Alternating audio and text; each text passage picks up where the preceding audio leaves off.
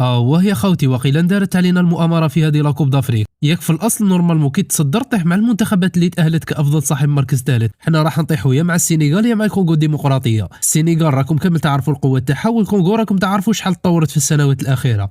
قصات نيجيريا من نهائي الملحق المؤهل للمونديال ووصلت دومي فينال كوب دافريك تاع كوت ديفوار. في وقت تشوف المنتخبات الاخرى المتصدره كيما المغرب ومصر ونيجيريا وحتى السينغال اللي تاهلت في الصداره راح تلعب مع المنتخبات المتاهله كافضل صاحب مركز ثالث. غير احنا المجموعه الخامسه والمجموعه السادسه حاليا كوت ديفوار راهي متصدره المجموعه تاعها، راح نلعبوا مع ثاني المجموعه. هي صح المنتخب المليح ما يهموش المنتخب اللي راح يطيح معاه الا حب يتوج باللقب، بصح علاش داروا غير المجموعه الاولى والثانيه والثالثه والرابعه برك اللي يواجهوا اصحاب المركز الثالث؟ علاش ما كروازاوهمش ولا يديروا اللي جاب اكبر عدد من النقاط وفارق الاهداف هو اللي يواجههم؟ المهم تحس باللي ما كاش العدل وكاينه حبكه راهي تدور من تحت لتحت. مي كيما قلت لكم المنتخب المليح يربح اللي جا في طريقه ما يهمش اسمه.